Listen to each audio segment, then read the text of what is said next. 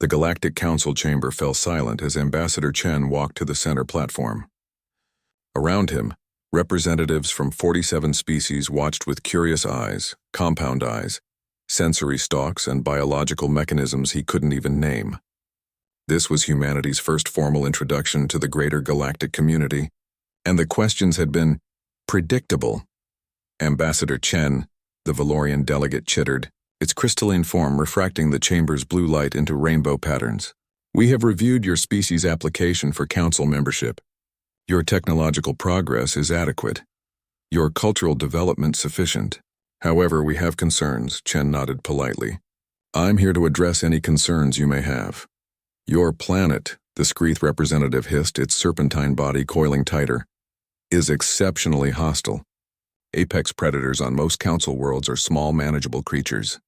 Your Earth," it paused, accessing its datapad.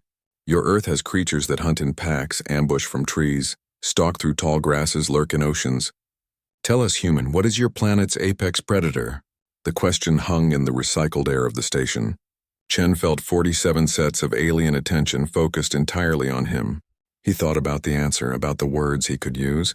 He thought about lions and tigers, about great white sharks and saltwater crocodiles, about the magnificent and terrifying creatures that roamed his homeworld.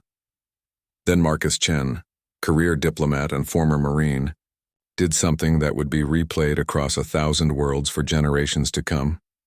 He smiled and pointed at himself. The chamber erupted.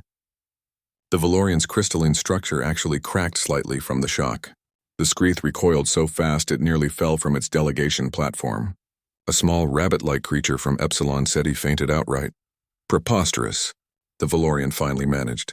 You soft-skinned, fragile creatures? You can't even survive in most atmospheric conditions without artificial aid."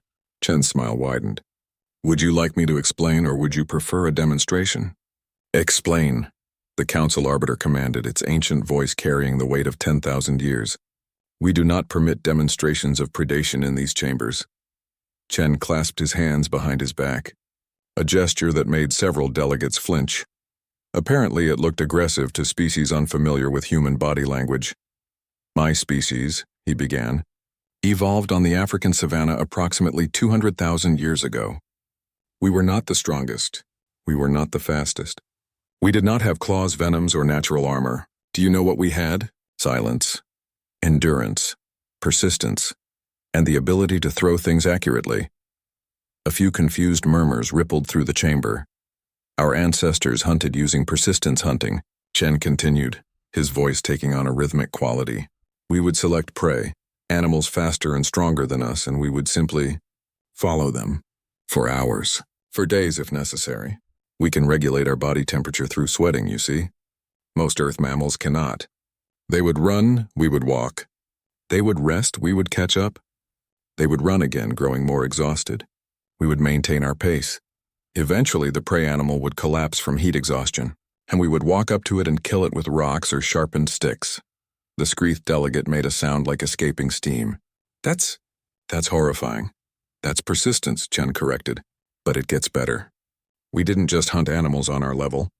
We hunted everything. Creatures 10 times our size. Creatures with natural weapons that could kill us with a single strike. We compensated with tools, with tactics, with cooperation. We created weapons from the bones of our prey. We used fire, controlled combustion to reshape our environment."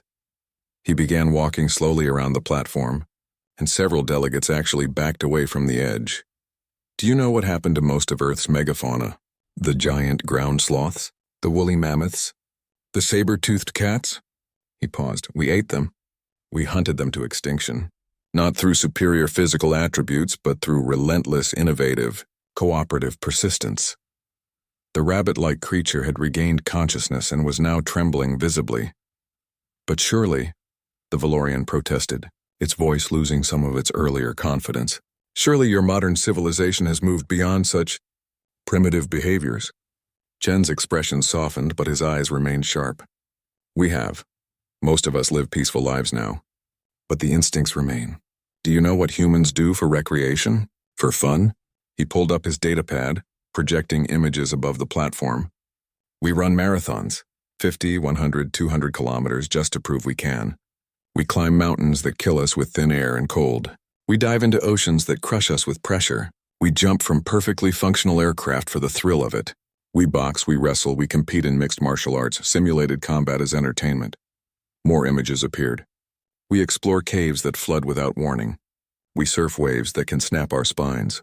We free climb 1,000-meter cliff faces with no safety equipment. And when Earth became too tame, too mapped, too known, we built rockets and threw ourselves into space, the most hostile environment imaginable, just to see what was out there. The chamber was absolutely silent now. You asked about apex predators, Chen said quietly. Most apex predators on Earth are specialists. They evolved to fill specific niches, to hunt specific prey in specific ways. But humans? We're generalists. We can survive anywhere from Arctic tundra to burning deserts. We can eat almost anything. We're omnivores with digestive systems adapted to dozens of different food sources. We can learn, adapt, and overcome almost any challenge through tool use and cooperation. He turned slowly, making eye contact with as many delegates as possible. We turned wolves, pack predators, into pets. We domesticated the very creatures that once competed with us for prey. We didn't just survive Earth. We conquered it so thoroughly that our greatest challenge now is learning to live sustainably with the ecosystems we dominate. So yes, Chen concluded, lowering his hand. When you ask what Earth's apex predator is, the answer is simple, it's us. It's always been us. We're persistently predatory primates who learned to throw rocks really well and never stopped improving our aim. The Arbiter was quiet for a long moment. Then, your application for council membership is approved. However, we are flagging humanity as a Category 7 persistence predator species. All member worlds are hereby advised to treat humans with appropriate caution and respect. Category 7? Chen asked. What's the scale? It goes to 5, the Arbiter replied. We created Categories 6 and 7 specifically for your species. As Chen left the chamber, he could hear the nervous chatter behind him. Somewhere in that noise, he heard the Screeth delegate mutter, "They weaponized jogging." They actually weaponized jogging. Marcus Chen smiled to himself. Humanity had just joined the galactic community, and the galaxy would never be quite the same.